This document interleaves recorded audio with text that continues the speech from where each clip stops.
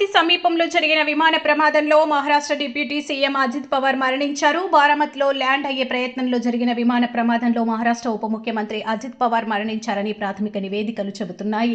విమానం ల్యాండింగ్ సమయంలో కూలిపోయిందని, ఢీకొన్న వెంటనే భారీ మంటలు చెలరేగాయని తెలుస్తుంది. ప్రమాదం జరిగిన కొన్ని నిమిషాల్లోనే విమానంలో మంటలు చెలరేగాయని స్థానికులు తెలిపారు.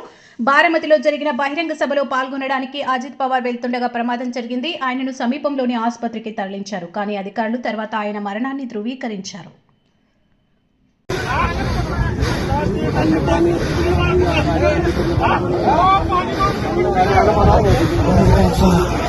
माणूस बघा केम काय चालू इकडे टमाटरच तिथं आहे का